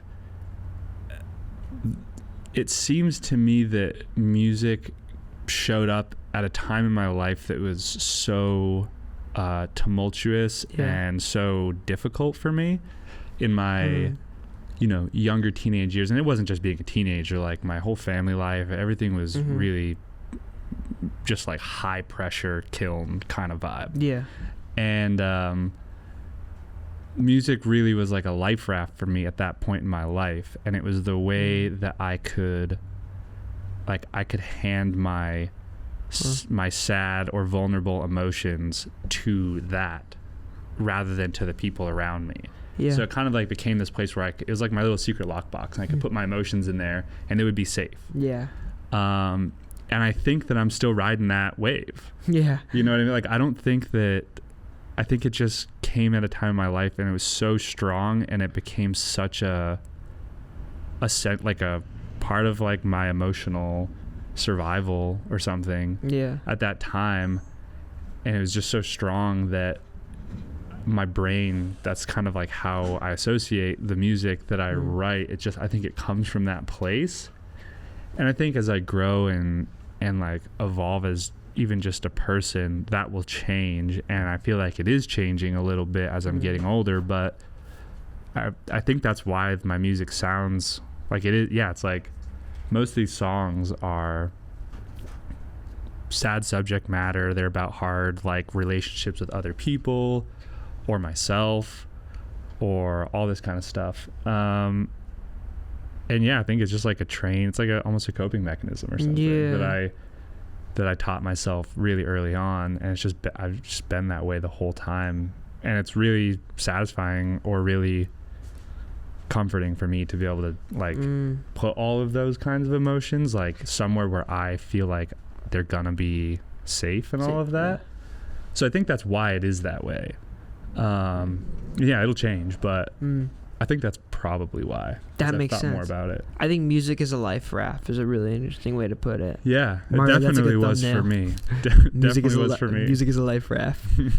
It definitely was for me. But it's like that time. I think the lockbox is an interesting idea too, because it's like when you throw all those thoughts in there, sometimes it can be painful to like revisit them all. Like I would imagine. I mean, sometimes, dude. I mean, there's pain that doesn't just go away with time. Absolutely. It just exists forever. And I do think in a way, one of the worst things you can do is stop thinking about that pain and just pretend it doesn't exist. So I think like having these present like exploitations of your thoughts about these specific subject matters, just being out there for people to listen to, but also for you, like having them to revisit kind of keeps you reassessing those emotions. And generally I think when you have negative emotions, reassessing them is like always a better way to get through them than not assessing them at all, you know? For sure. And I think it definitely, it's funny because me like personally in my life, I'm not like good at expressing how I like. I'm bad at like talking about when I'm angry or sad or any of this stuff. I kind of just lock up, and I think it's part of this whole thing of music just became the place where I put all that stuff. It's like I don't need to talk about it because I'm just gonna go write about it. You know what I mean? For me personally, obviously that plays out when you're talking about living in a world with other people and trying to have relationships and all that can that's like a harder road to go down, but I don't know, it's just been that way for me. And again, yeah, I think it was all just kind of built out of coping mechanisms or something, because when I was a kid, I just like I wasn't able to reliably like give my emotions to anybody else without feeling like it was gonna backfire. You know, so it's just kind of like I just built that up myself pretty unconsciously, I think. Yeah. But now that I'm however many years into it, 15 years down the road of doing that, I can be like, oh, all right, well, that's what that's how okay, I see what happened here. You know, I see why it is the way that it is. You mentioned some of the newer stuff being more abrasive and more upbeat. Do you see that trend of having subject matters like that changing? Or it changes a little bit. A few of the songs that I've been writing lately that I think will probably end up in that batch is like, they are a bit more positive, I would say. I don't know if positive is the right word, but like better vibes. Yeah, it's like a bit more me talking about coming into myself and like trying to shed a lot of this old skins, I suppose. I was kind of like raised to be a pretty quiet person, not even intentionally, but just the way that my life played out when I was a kid. You know, me kind of sticking my head out in any way usually got me, you know, I usually paid for it, I suppose. And so I like learned to live in you know, just like not really make myself noticeable, I suppose. And yeah, these are the things I've been thinking about a lot lately. And these new songs, I think this is what I'm going to write about. And this is the first time I feel like I'm setting on a project like, oh, maybe I'm going to like write a whole bunch of songs kind of like about this subject matter, about me being raised to sort of stay quiet and stay out of view. Yeah. That has contributed to, I think, why my music sounds the way that it does. But if I could present me talking about that stuff in like a more loud, a bit more abrasive way, trying to like talking about breaking the mold and even sonically trying to break the mold and all of that, like that excites me, that there's this whole concept that I can really like build a world around, because it's just new for me. I'm just like shooting from the hip so much constantly that to be able to like, oh no, I think I know where I'm going to go. And now the goal is to like get there in a cool way that I'm proud of. Yeah, that's such a different process than what you were describing before. Yeah. It's like you see the thing and you're shooting for it. Whereas before you were trying to figure out how to see the thing. Yeah, I'm just like building it as I go. Yeah. And I'm definitely not going to like abandon that aspect of it. I'll still, you know, make music very subconsciously and all of that, but for this project, I think I see the light at the end of the tunnel. It's like, okay, I think I'm gonna go down. I'm gonna try that. Yeah. It's a challenge for myself, which I'm excited about. I'm so interested to hear these songs because the way you're describing them seems so interesting and so different than the past stuff. Yeah. And it's cool because like, excuse me, I saw the pictures you posted of your studio in Canada, and the songs on the new project sound like that space. Yeah. So I'm glad that translates, because I feel the same way. Yeah. So I'm very curious to see like these new songs, if they don't sound like that place, or maybe they sound like that place in a different season, or maybe they sound like LA. Like, do you think when you create there versus creating in LA, like how different does that play a big role in the way that things come out? 100%. Yeah. I'm so susceptible. I'm so susceptible to the places that I am when I'm making music, to the point where I really do like try to build that in. Like a lot of these songs feel like Canada to me, or feel like that studio, feel like that property. And so I would go up there and try to like really go in on those when I was there, just to like capture that energy yeah, it's a huge thing for me. Yeah. Yeah, I'm It's really kinda- susceptible. I think a lot of musicians are like that. I think kind of like a lot of musicians soak up their environments like sponges. Yeah, Like, and then they just kind of throw everything back out at it. Yeah. And there's no way for it to like not impact the story you're trying to tell Yeah. or whatever it is. Yeah, it's cool because you kind of have like 3 homes in a way. It's like yeah, Utah, Yeah. LA, and then Eastern Canada. yeah. And those are all definitely. very different places. They definitely are. And They there's- definitely are. And I think when I say the project sounds like that place, there's just a fragility to it. I think is Yeah. a word that my brain keeps going back to. It's like it sounds like you're trying to like it the way you describe it and the way it makes you feel and the way that these songs came to fruition makes a ton of sense because it Yeah. feels like in large part you trying to expunge some of these things from you. I Yeah. think it's interesting too. Sometimes they come off in more forward ways, and sometimes they come off in ways that are a bit more abstract and a bit less pronounced. I think Yeah. it's interesting to think about a song like "Who I Am." I think "Who Am I" is one of my favorite songs on the project, Me too. and it's so different than a song like "Drunk Again." Yeah. Like very, very, very different. yeah. It's like "Drunk Again" is so.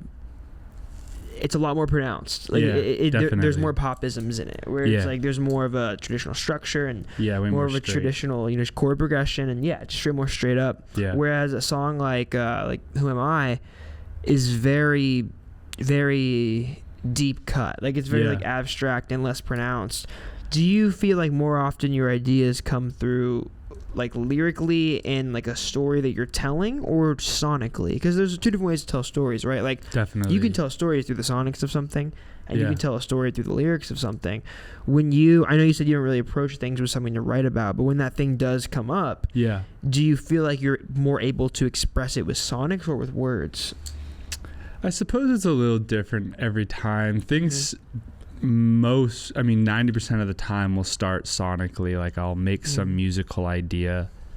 I'm way better at like coming up with things musically than I am like sitting down and like writing words. Yeah. So Interesting, dude. That's such a cool. Sorry to cut you off, but no, all good. that's really cool to me.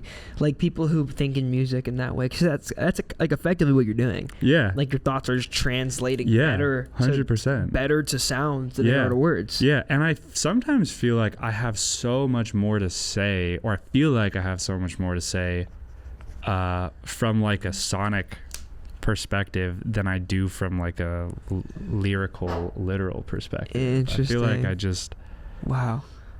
so many things excite me sonically that I'm always like just rabidly always looking for Yeah. whatever the next thing is that's gonna like hit me in the bone marrow. Like I'm just I don't know, I'm obsessed with that, and I find it's a lot easier to get it musically or sonically than it is with writing words. But so it usually starts that way, and then I'll either have something like this lyric note on my phone and I'll put something up, or I'll just mumble my way through it and like things will just come out. Sometimes I'll just like pick up a book Yeah. and just like open it up and start looking at words and mumbling those That's in. cool. There's 100 ways you can do it, but it definitely usually starts musically, and then I'll write something lyrically and be like, oh, Yeah. maybe that's what I'm talking about here, and then try to Yeah. shape it around whatever that idea is. That is so cool when like when like you can make a noise and Yeah. it means something in your Yeah, brain, but I you don't know. even. It's so abstract and weird and so like I know. whatever. But it's just it's podcast brain. But it's Yeah. but it's so Yeah. it's such a cool abstract idea that you Yeah. can like I can make a sound and that sound can literally like it can explain how I'm feeling, but I can't say how I'm feeling with it. Yeah, It's just like doing it with words versus doing it with sounds are such different ways to express the same thing, yeah, because it's like you can make a sound, but that sound can't tell somebody exactly what you're thinking, but it can tell them exactly how you're feeling, yeah. Oh, which 100%. I think is so 100%. cool. That's a really good way of putting it. Yeah. I think that sonically you can really dictate a feeling more than a meaning. And maybe that's just more interesting to my brain or something. Yeah. I don't know. I just feel like I have a lot more going on in that part of my brain than I Yeah. do lyrically. But when I get locked onto something lyrically, I'll go in for sure. But it's just like the playground is on the music side. Yeah, you know? yeah. And there's also like something to be said about, I think, like, because there's like how a word. Not how a word means. There's this thought's so abstract. I'll buy it. I'm trying to express the thought without sounding too fucking podcasty brain right now. But there's like what a word means, of course, and then there's like how a word sounds, and those are two very different things, right? Yeah. Because like the way that a word sounds can make you feel something. It's like I think about this with rap a lot. Yeah. Like the way that a word sounds in someone's flow or in like a very specific bar, right? Sometimes it's not even about like what the word means or what the sentence or the phrase actually means. It's about how it sounds and like how it rhymes and how it makes you feel. Yeah. Which I think is true for all genres of music. There's just certain phrases that like make you feel. Yeah. More so than like what they're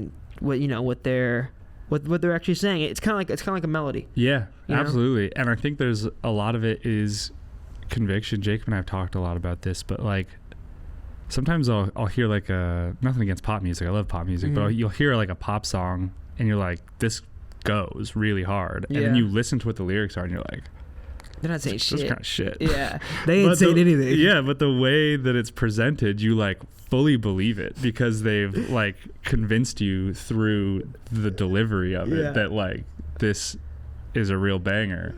Dude, when you look at it, you're like, oh, I like, if I would have just read those words on a page, I think I would have dismissed it. Bro, I have the best example of this ever, and it's funny because me and Mario make jokes about this all the time. But there's this fuck, I don't remember, or you know the song "Levitating" by Dua Lipa? Yeah. You know the remix she did with the baby? There's this one bar where he just goes, "Pop star, Dua Lipa and the baby." Yeah. And like he just like says their names, and like that line. He's not saying anything. I know. Like, he's just saying their name and the song, but it goes so hard. It goes, I know. He just goes, "Do it, the baby." I know. It's just like the way that he says it. Exactly. There's so much of it is about the conviction, and you really, I don't know. I've seen that so many times. Yeah. It's such a weird and abstract idea. It's really cool. Yeah.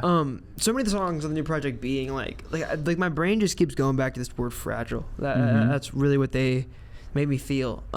Them being like that and sometimes being more minimalist, right? Like even the songs that are more like, fleshed out and produced out, they're still like not like a ton of like different elements. They're kind of just like reinventing the same ones like on top of themselves, like tons of vocal layers, tons of drum machines, tons of harmonies. Exactly. Them being kind of structured out like that, I was curious how when a song is done, because I could see it being difficult to like strike the balance of like I said, like it feels like maximalist in a production sense, but minimalist in a storytelling sense, which I think is really special, and that's kind of the appeal of the Boxtrod project to me. Sure. So like, how do you know when a song is done? Like does it instantly feel that way? Does it instantly feel like it's done, or do you ever get in this place where you can throw a ton on something and then scale it back? Yeah, that's happened a lot. That definitely happens where I'll throw all kinds of stuff on there and then realize, oh, none of this should be here, frankly. Yeah. This is all just for me, and it's not actually helping the song in any way. It's hard to say. I don't know if there's like a specific criteria of like when I know something is done. The only thing I'm looking for is just like a feeling of just like emotionally this kind of captures what I am attempting to say. And sometimes that can be a really complete thought. Sometimes it can be a really like sporadic thought, like the song "Let You Burn" on the EP. It's just kind of like this mantra that it's kind of just like two verses, and the saying kind of like gets flipped on its head, where it's like me talking to somebody in the first section and then me talking to myself, or that person talking back to me in the same way. That's like, it's like pretty abstract. I'm not saying anything super specific or direct or like this is about this one thing or this one person. It's just like just more speaking to how sometimes, we sabotage ourselves and other people. And that's kind of it. That's kind of all I'm trying to talk about. It's not like super deep on a literal level. I'm more trying to just like translate that feeling. And to me, it may mean something very different than to somebody else. But I kind of like that about music, when it's not demanding you to feel a certain way or tell you what it means. It's just like inviting you into like a room, and then you're free to browse, as you want, like once you're in there. That's a really cool way to look at it. It's like, it's kind of like an impetus to a feeling. Yeah. It's like, what you said. Like, come on in here, and then once you're in, I'll just like let you look around. But I'm just making the room. Yeah, exactly. Like you're like laying out the foreground for somebody to like begin to figure out what something means to them, or what they can project onto more specifically. I think there's a lot of truth to that. I think a lot of what the listening experience is for me is like just figuring, because I mean, so much what I do, like interviewing people, is like listening to things and then giving my own interpretation of them. And I've noticed it's almost never what the artist intended, which I think is the fun part. Really cool. That's totally the whole point, I think. Like I, as a listener, and I think it might be why I feel music so much and why it means so much to me, but I project on fucking everything. And anything I hear, I'm like, this is about me. Oh, me too. All the time. All the time. Even if it's not true, even if it's like, that's true. Me, and it's like totally not you, but you just feel that way, and you're just like, I don't know, I'm just vibing. It's just like confirmation bias. You're like, definitely. Like, oh yeah, like that's me. That's also me. Lately, Jacob found, I don't even really know where he found this guy, but he introduced me to this country artist named Fred Eaglesmith, who's like this older Canadian guy. I don't know how old. Maybe he's in his like late 60s.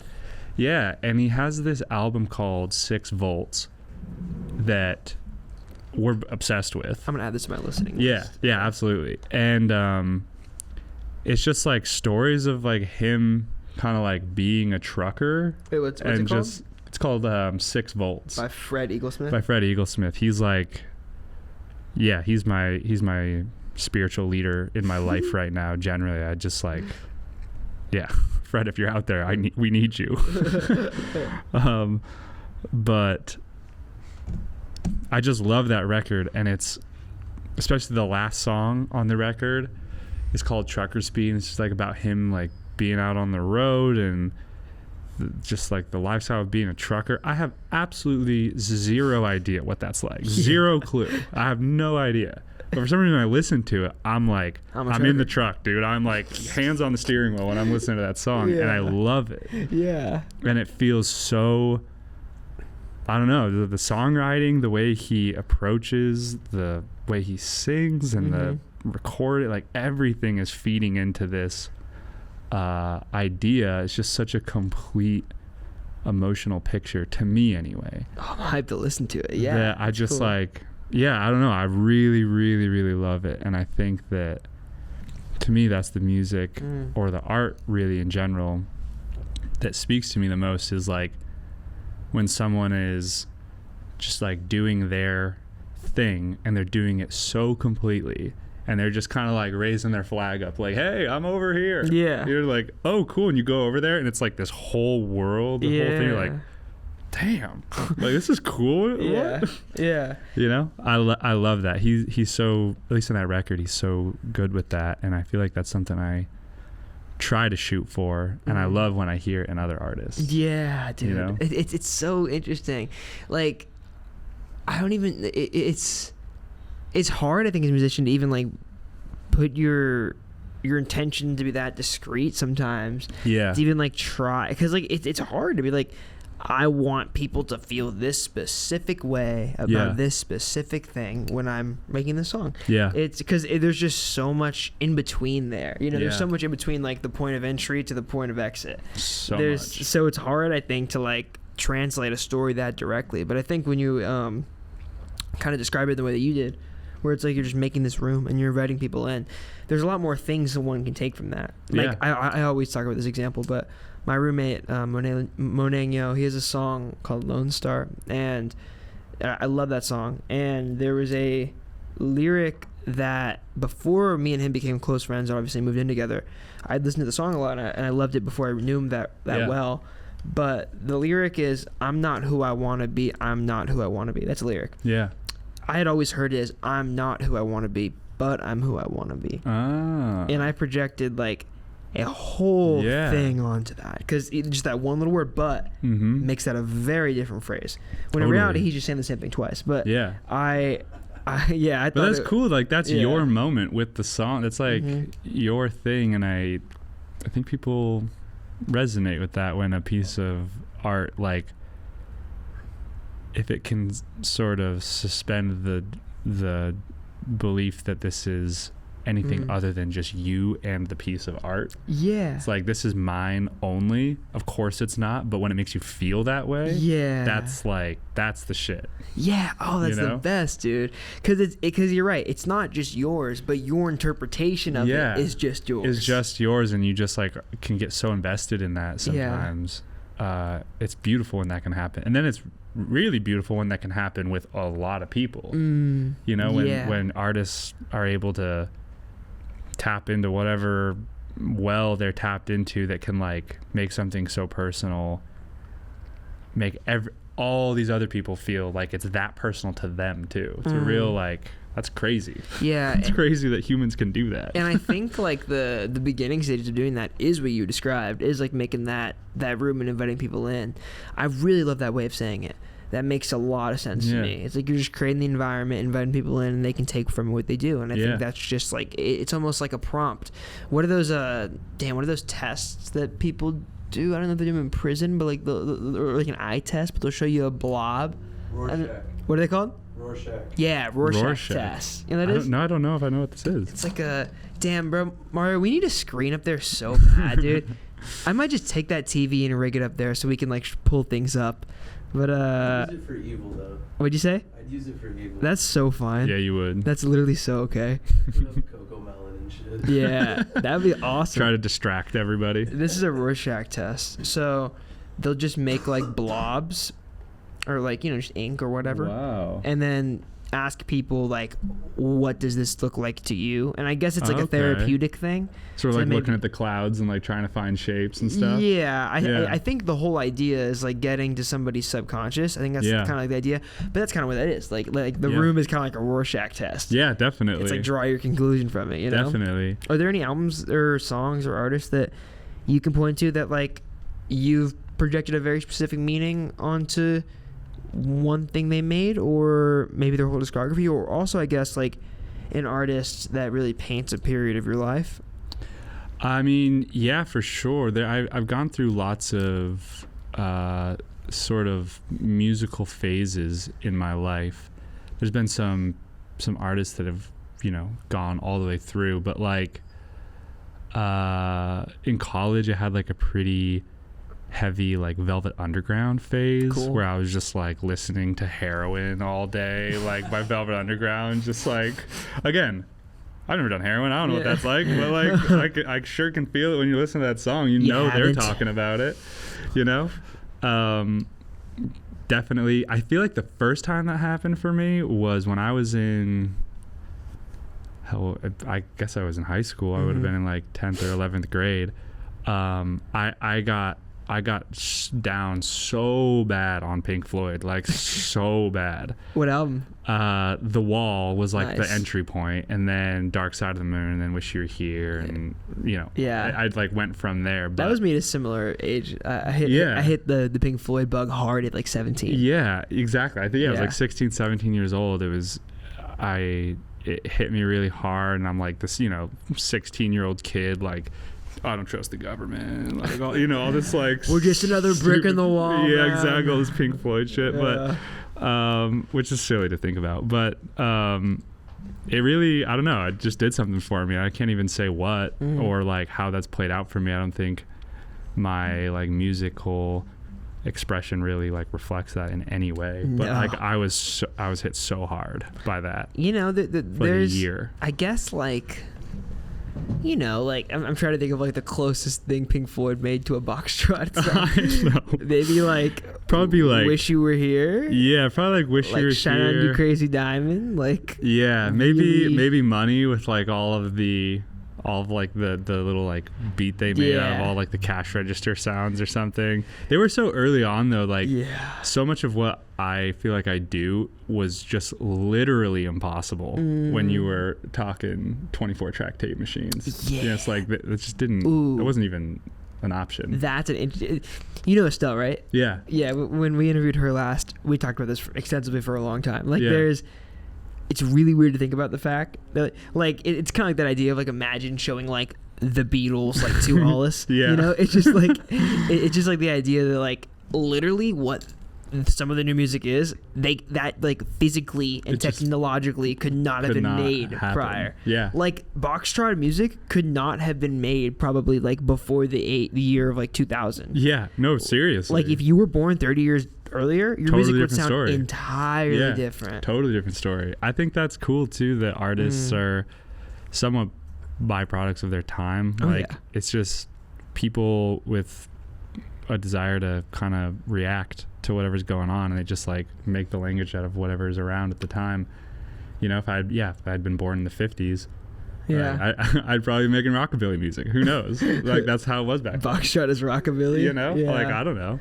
But that's a really cool idea too. Like, artists kind of being products of like whatever the technological advances of their time allowed Yeah. them to do. Yeah, It's like, yeah, dude. Like imagine if like some hyperpop musicians like were born in like the 70s. yeah, Like, what would they be making? Yeah, It's I know. interesting, and you kind of begin to like rework and like peel back like the elements of each genre that makes it like really what it is, yeah, right? Like, I mean, I guess just for the example of what I just said, like hyperpop is just like overly produced 2000s pop music if you really peel Yeah. it back and dumb Yeah, it yeah, down. yeah. So it's like Yeah. maybe they would just be making pop music. yeah. It's so it's a weird concept. Just like the most forward leaning like pop stuff Yeah. you could think of. like structure wise and melody wise, just Yeah. very pop, but it's just like incredibly like internet based Yeah. glitchy production. Yeah, definitely. It's crazy to think about how different things could be if you were just like literally born Yeah. in a different decade Yeah, even. yeah. I Yeah. feel like I have more context for this now, but one thing I wanted to ask about. So you posted something when the project came out about these songs springing from a place of inspiration that you still can't find, Yeah. which I found very interesting. Do you think that is because the place you're in creatively now is so different? Like you said, you're writing more from like, you know, specific concepts opposed to like general feelings and ideas. Mm-hmm. Has it been hard to rework and get back to that place you were at when this project was made? And do you want to get back there? Do you feel like it was a lightning rod that you want to get back to, or do you feel like the goalpost has moved? I feel like maybe the goalpost has moved, not in any super intentional way. Yeah. Just more that like I just like I creatively I always just want to be on the move and like whatever the next thing is. By the time I put something out, I've been working on it for, you know, a little bit of time anyway. Yeah. Like I've already kind of like made that whole expression by the time it comes out, so I'm like ready to do something else.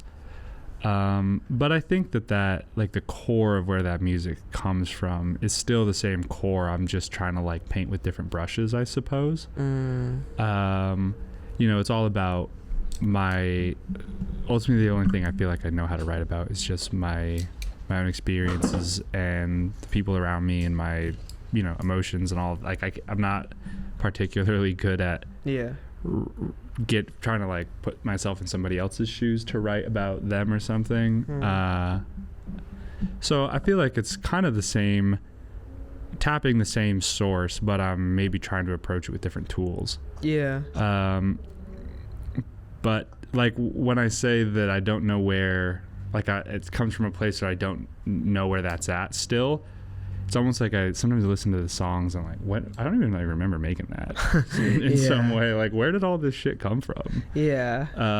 Okay. And I could if I really think about it, but it's just like, Yeah. wow, like, okay, I guess I made that. You know, I mean, like, that's so cool in a way though, because like in that sense, they're even more so like encapsulations of like the very specific time Yeah. at which you made them. definitely. Especially if they come out in like a fit of rage. Like Yeah. they come out and they just like come out all at once. It's not Yeah. something you work on for weeks. You know, it's like a. Yeah. How often is it that a song will like just flow out of you like pretty quickly, or are they usually things that build upon themselves over a long period of time? Yeah, it's usually more of things building upon themselves. Sometimes I'll go through little like creative spurts where like, oh man, I wrote like 3 songs, like whole songs like this week. Yeah. Where it's not like I only did those 3 songs this week. There's probably 10 other songs that are eventually going to come out of whatever else I was doing. But like in terms of sitting down, come up with chords or some music thing, writing verses, choruses, structuring out the whole thing. Yeah, it's not that often. You know, I probably write 10 songs a year like that, where I just like sit down and it all falls out in a matter of 30 minutes to a couple hours. Do you usually end up loving those, or do they usually grow off you, or does it depend? That's actually a good question. I don't think I've really thought about that. Like, out of the songs that I can think of, like Iriella was one of those songs. I love that song. Yeah. Yeah, I do like those songs actually. Yeah. Yeah, the songs tend to stick around. Maybe like you're saying, it's just capturing of a moment, and at least for me, since I'm the one who made it, I can like remember that moment that I made the thing, and I just like, yeah, it's like a little time capsule, like back to whatever kind of mood I was in that day or something. Yeah, it's a special process, I think, when it happens that way. Yeah, definitely. Like sometimes I think it's almost like it's not really you in a really cool way. 100%. It's like something kind of takes over you, and there's something in the 100%. air, the ether, and it's like you were just kind of translating it right there for that moment. Yeah. And you kind of become a product of whatever it is. It's like a ghost inhabiting you. Yeah, you know? 100%. And then it takes you over, and then you just begin to like take advantage of the moment. Yeah, and again, the skill is like being able to recognize when it's coming and being able to strike while the iron's hot, you know? That's the skill. Yeah, it's not really like, oh, I'm really good at the guitar or something. Like, okay. Yeah. But does that translate? Like, what's the point in being really good at guitar if you got nothing to say with it, you know? Yeah. Do you feel like you've gotten to a place over the last 15 years of making music where like you've gotten better at striking when the iron's hot? Like, how do you think you learn to like really take advantage of the moment when you're feeling something? Honestly, I think it's just reps. Like, I think I've just been... Put up your shots. Yeah, exactly. You're just like, you're shooting the free throws. Just like, keep doing it till you start making them. It's kind of a cop-out answer, I suppose. But I think it's just the time that I've spent, and maybe it's my curiosity in like wanting to... And, you know, it ebbs and flows. There's times... I don't necessarily think like writer's block is the right term, but there are times where the flow is a lot less and I feel like I'm fighting myself, but usually that's just like a me thing. That's just like I'm expecting too much of myself and I'm trying to make things that are good. Yeah. When that shouldn't, the idea shouldn't be to make, at least for me, the things I resonate the most with are not the things that are the best or the most unique. It's just the things that are the most honest. And, you know, like being unique is very cool. It's fun to be unique, but sometimes people can be very unique to the point where you don't believe them. You know, it's like, I think you're just trying to be different for the sake of being different. Yeah, being different. Yeah, exactly. Not be different because it's you. Yeah. And again, I don't want to knock anybody. I'm not talking about anybody specifically necessarily, but it's like, I think the honesty is the thing that to me is the thing I'm always looking for the most. And especially nowadays, I think people like to compare music a lot to like, oh, you sound like this or this or that. Yeah, and people are trying to, you know, chase like sonic trends or whatever. And that can be good for learning and exploring and finding your voice if you don't know what it is and all of that. But ultimately, that's not like to me, I like it when someone, whether they sound like another person or not, if they're coming out and they're on it, they're like expressing some piece of it's them. their soul honestly. It's like, okay, great, that's why I want to listen to music. I want to like hear where you're at. Yeah. And as long as you're being honest about that, I don't care what shape it takes. Like, you know, your song can be 45 seconds for all you know. There's an artist. Sometimes that's all it takes. Yeah, there's an artist that I can't remember the name of now, but they make songs that are like less than 100 milliseconds long. They're just like these little tiny like bursts of like music noise. And as silly as that sounds, I like it because it's like, all right, this dude's on a wave. Yeah, you know, I'm fucking with it. Yeah, it's like, okay, great. I like that. I like that you're just like coming out and saying it like, yo, this is what I'm interested in right now. I wonder what that guy's like. Yeah, and it's not like, perhaps not for everybody or whatever, but I like the honesty of that. It's like, yeah, here's my little take on this. I see what you mean, but I feel like there'd be a hard consumption problem there. Yeah, it definitely would. I feel like it'd be hard to like listen to that. Yeah, and maybe that's kind of cool too. Like, point, some music is like hard to listen or not very listenable. But I just like when someone's like coming out of the gate like, here's where I'm at. That's an interesting point too. Like, listenable and good are sometimes not the same thing. Yeah. But I think listenability matters a lot in something being good. I think some people might disagree with that, but I think like just because something is the most artistic thing doesn't necessarily make it the best thing. I think there's a level of like, I want to feel good when I'm listening to this. I want to like feel something when I'm listening to this. I don't want this to just be so like unlistenable that like I'm just like sifted. Like I don't want to have to reach sometimes. Yeah. But I also think there's something to be said about a hard listen. Yeah. Like something that's difficult to listen to, something that like challenges you as a listener. But I think it's hard, dude, to like in the current iteration of the music industry, it's fucking hard to embrace. That shit doesn't poke through at all. Yeah. But like it's really hard to embrace that. Yeah, definitely. Definitely in like the sort of modern era of that, I hate to say it probably doesn't stand a chance whatsoever. But like, you know, I don't know. But I think it's what you should be doing. Always. Yeah, exactly. It's like if you're into it, great. Then, you know, I think you just always got to be like chasing the most honest exploitation of yourself. Yeah. Like the most honest expression of yourself that you possibly can, I think is the only thing that you can chase, you know? Yeah. And I've found, at least for the artists that I resonate with, and the artists that seem to stick around for a long time or like contribute something to the conversation that's meaningful, are the artists that are chasing that rather than like the numbers or whatever else. Yeah. The numbers come and go, the trends come and go. Most of the time, by the time a trend hits, everyone trying to chase the trend. The next trend, it's already on the way. Like you're already behind the 8 ball if you're like trying to chase the thing that's cool now. Yeah. You know? You can take points from it or whatever, but like ultimately the people that are kind of contributing the conversation are just not worried about all of that too much. Yeah. I just find that's a fun way to make the music anyway. Yeah. I mean, I think that should always be the goal. Yeah. To make something that stands the test of time. Yeah. To where like I said this recently and it stuck with me. It's like trying to make something that matters so much to where when you're gone, your absence is felt. Yeah. I said that the other day in an interview and that really, really stuck with me. I've been thinking about it a lot. Yeah. It's like you should always be trying to create such a impact that like when you're gone there's a void. Yeah. You know? Yeah. That means you've like really carved a lane for yourself or something. Yeah, not even like a capitalistic sense, not even in like a no one can replace me sense, but just in like in terms of the conversation though. Yeah. Exactly. In terms of the cultural conversation. Yeah. That sensation you were describing where music kind of feels like your lockbox and kind of feels like this thing where you're able to store these emotions and just allow them to exist and like, you know, just a place to get them out.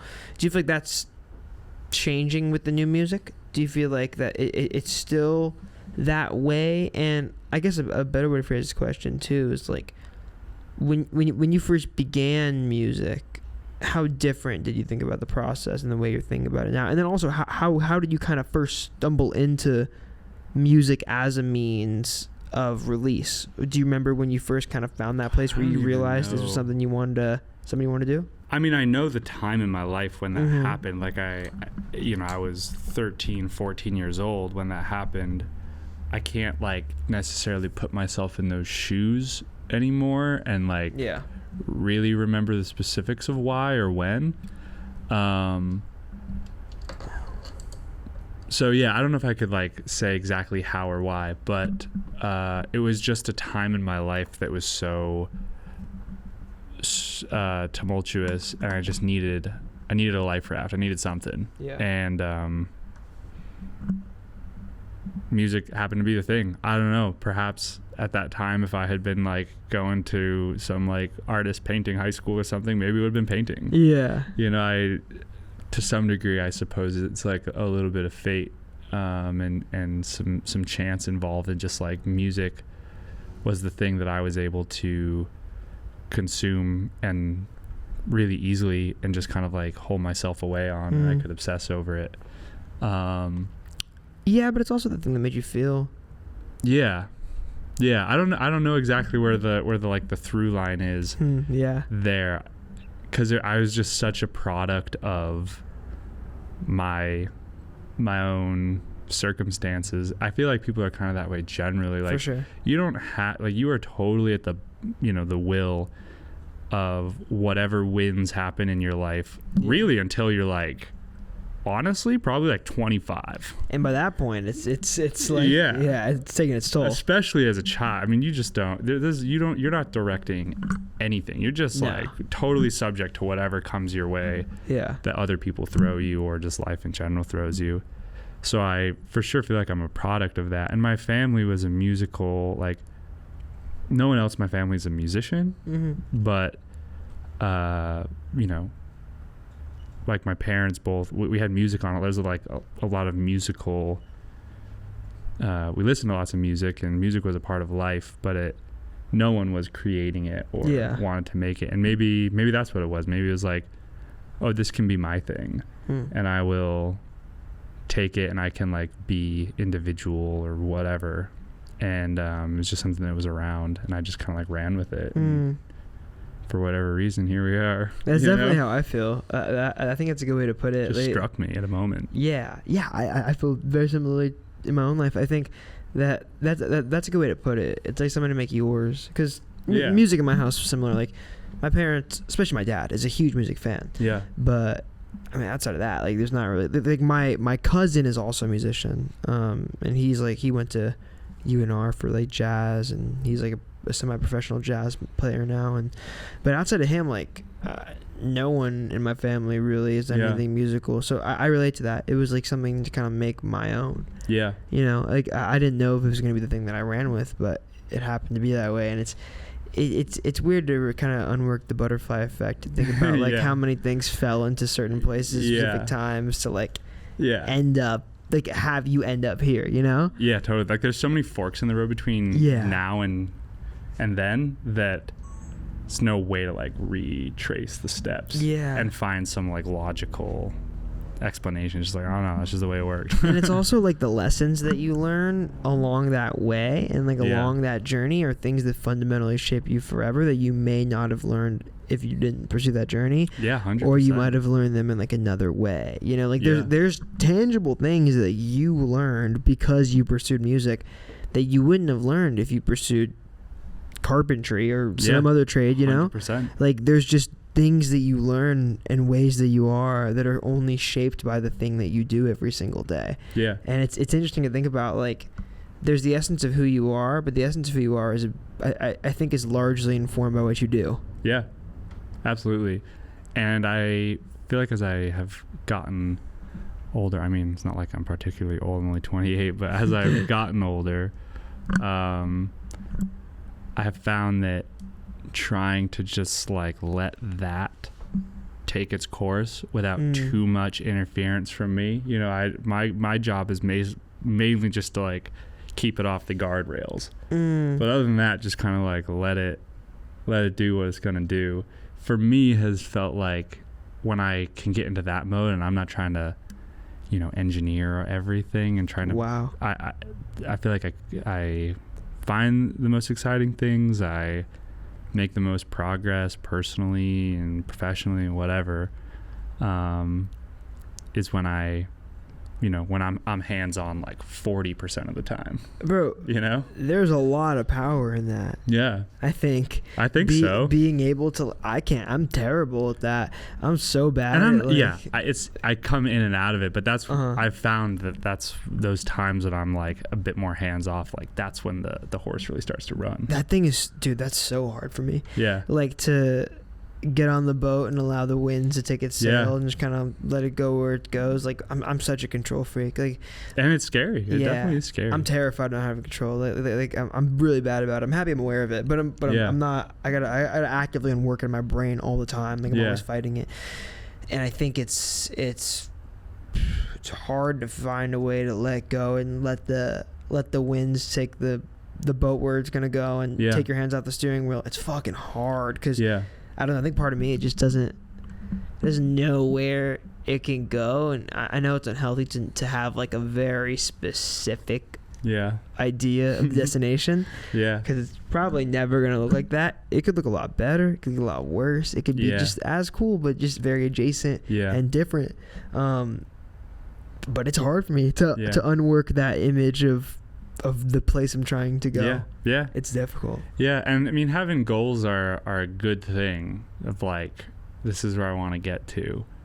But I've found that being too hands-on in life, I just tend to lose ground when I'm that way. I don't know. That's just how it's worked for me, I suppose. I had a friend tell me one time like you never know like what will come from saying yes.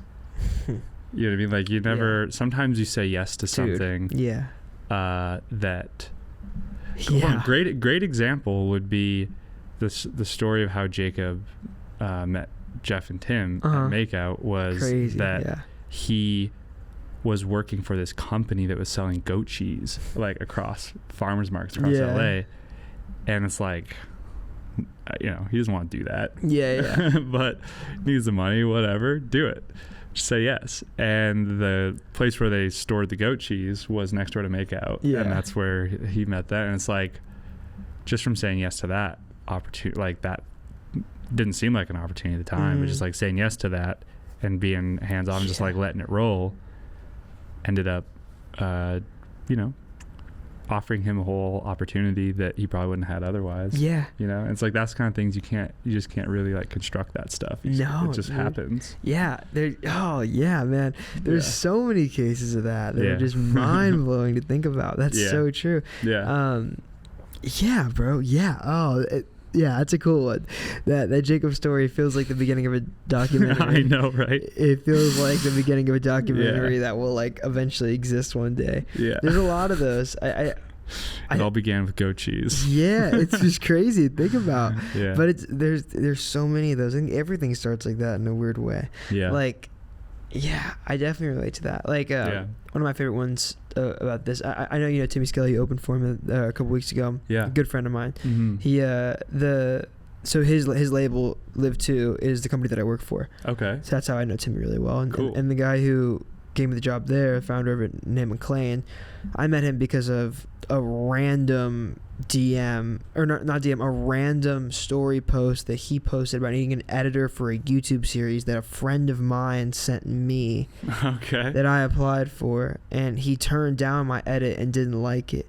And then we got on the phone like 2 weeks later, and I explained to him, I'm like, I've been building this media company for 6 years. And we like talked for 4.5 hours that day on the phone. And realized that we had been building incredibly similar things on different sides of the country, and we started within a month of each other. And that led me to be able to like quit my day job and like work for Live 2 and all that shit, dude. And like the story of Timmy is really cool there too, like how he just met McLean playing a show at a bar. Just one random night, he just showed up there, and he happened to see him play. It's just shit like that is so inspiring and mind blowing, and it's like you just never know. Like you never know when the one is gonna happen. Definitely. You literally never know. And that's why I feel like this idea of like keeping the faucet on. Yeah. Like you just Say yes. gotta keep just stay on the hunt, and that's kind of the only thing you really have control over. Yeah. Is like whether you're still engaged or not. And it can be hard in like creative industries, you know. It hard for me, hard for everybody. Yeah, it's kind of hard to like stay engaged month after month, year after year. You know, it definitely comes and goes, and again, that's just the thing. I don't know. I've had people encourage me, and I have encouraged other people when they're just like feeling down. I was like, no, just don't stop. That's the only the only thing you got to do is just not stop it. Yeah, and eventually something will click. Yeah, dude. these things tend to work themselves out as long as you give it a chance, and you just kind of maybe there's an element of having to just kind of like wait your turn and be patient or whatever. But like the only thing you can control 100% is whether you're engaging with it. Yeah. Yeah. You know, everything else is total. Like you have a little bit of control, but not totally. Yeah. Yeah, that's so true. Yeah. You just can't steer the ship. All you can do is agree to get on it. Yeah. You know, like, but it's just this constant stream of yeses. Yeah, that's such a good way to say it.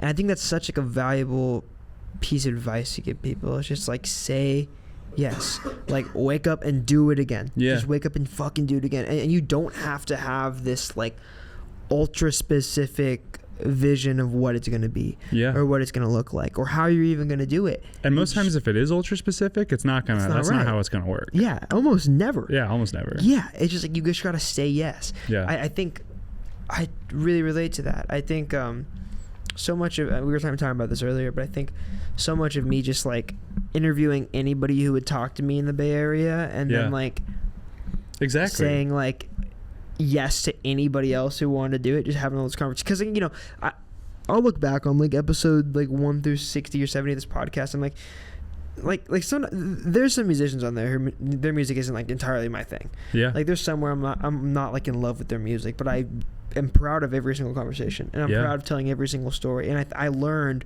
so much. From all those conversations. 100%. Like not only just like a what I wanted to do sense, like obviously it informed how I wanted to be and the thing I wanted to build, but just in a personal sense. Yeah. Like it was so I'm such a wildly more empathetic person because of all these conversations that I've been able to have. And if I didn't begin by saying yes to every single one, I never would have had them. Yeah. You know, so I think you're right. It's just a constant stream of yeses. Just say yes over and over and over again. Yeah. And eventually something will happen. Yeah, you just got to stay on the hunt. Yeah. Kind of the whole, and it's like you're gonna wake up and go to bed every day anyway. Like, yeah. Even if you got to, figure out the logistics of life, of money and whatever else in other ways, obviously it's not ideal, but if that's the reason that you're gonna not do it, for me, I'm just like, all right, well, okay, like that's okay. Yeah. But that's the decision though. Yeah. You know? It's like doing the day job and chasing your dream is hard, but at least you're waking up for something. Yeah. You know? Yeah, and from my perspective, it's like I'm gonna of course, unless something catastrophic happens, but like I'm gonna live another 20, 30, 40, 50 years. Yeah. Like why not just keep rocking the music the whole time? Yeah. I don't know what else I'm gonna fucking do. Yeah. I think having a dream is a gift. Yeah. I think it's a really absolutely huge gift. And I'm not really religious, but I believe in like some sense of like the world aligning itself in a way that makes sense. And I think that if you have a gift and you throw it away, you're kind of doing yourself a huge disservice. Yeah. Or not a gift, sorry, a dream is what I meant to say. Yeah. I think if you have like a really specific dream that you throw away, you're kind of doing yourself a huge disservice. Yeah. I don't love the guy, but there's on my TikTok For You page last night a Bill Burr video came up where he was talking about it was a really cool story. He was telling the story of how he kind of like found his comedic career and how he was able to like turn his passion into a job. Yeah. And it was pretty inspiring. He told this story about how he when he was in Boston, he was like sleeping on his girlfriend at the time, her couch. And he was doing open mics, he was doing like whatever, just trying to get by and working a day job at a restaurant. And he said he got this one spot doing this like open mic, but it paid like $20 or something. This was something like ridiculously small. Yeah. Paid like $20, and he said that up to that point he was really in a period where he was struggling to write new material. He was like a huge rut. Yeah. And he said like he played that spot and he just got into like a zone and he felt it for the first time in a long time, and he went home to that girlfriend he was with, and he was sleeping on her couch, and he said he was talking to her and he was telling her how excited he was because he found like he just got in this zone, and he'd been so uninspired recently. He started doing like this silly dance in the kitchen. Yeah. And then her expression changed, and he was like, "What's the matter?" And she said, "I wish I had a job that paid me $20 a night, and I got home and I was so excited that I started doing a dance around the kitchen." Yeah. Yeah. And it's a blessing. I thought about that like all night last night. Yeah. I was like, that's so interesting and so true. It's like if you have something that you care that deeply about and you don't do it every single day, you're shooting yourself in the foot a little bit, I think. Definitely. It's hard. Yeah. Yeah. And it's just, I don't know, I feel like I don't mean the word disease in a bad way, but it's like sometimes it feels like a disease in the sense like I just got this. Yeah. Like yeah. This is just it. I don't even really have a choice about it necessarily. I don't know how to describe what I'm really feeling, but it's true though. It's just it's just like there. It's just omnipresent. I guess. But there's two ways to look at that, right? Like there's like the damn like I wish I could just be happy with like a union job that makes me more money, or or you can say like my road never stops. Yeah. There's no limit. Yeah. When you want to do what you want to do. Yeah. It can just keep going and going and it can evolve and go into whatever direction you want it to go. And that's what kind of makes life a mission, I think. Yeah, for that's sure. like what makes life a journey. For sure. Is like having a goal that's so out there that every single day you get to wake up and like play a new level. Yeah, and go chase the impossible. Yeah. Yeah. Yeah, that's so cool. Yeah, it is fun. And it seems like like I think it could also be interpreted as like this as like the Sisyphus metaphor where it's like the boulder keeps falling on you. Yeah. It's like it can kind of be interpreted in that way as well, where it's like it's hard just like every single day chasing the impossible. Yeah. But fuck, man, some people don't get to chase anything. Yeah, but that's like that's the whole point too. Yeah. Yeah. Yeah, it's such a gift. It's such a huge gift. Yeah. Jacob wanted me to ask you about the stolen sessions. Oh God. What's that? He said he was gonna tell you guys about that, and I thought maybe he wouldn't, but he did. What that? I can't. I don't want to say who, but when it's okay. We're 2 hours deep. I had done sessions with a bunch of different artists when I first moved to LA, in all kinds of different contexts, writing sessions, like doing live session KCRW dating. sessions, whatever. And this artist had come in and like left they had set up their whole rig, had set up all this stuff, and they just like left their hard drives at the studio. And I was like, man, I need like the drum samples. And I just have this like sort of obsessive, it's almost like audio recordist type of obsessive mentality. Like I just want fiend. Yeah, I want audio of everything possible. Like even people who do sessions with me, like I'm like recording constantly, like from the moment we walk in the door, like I'm pushing the record button and we're just like let her roll. So do you just have like an omnidirectional mic in the room, or like or it can be like the mics that are set up on the piano. It's like whatever's like the easiest, fastest way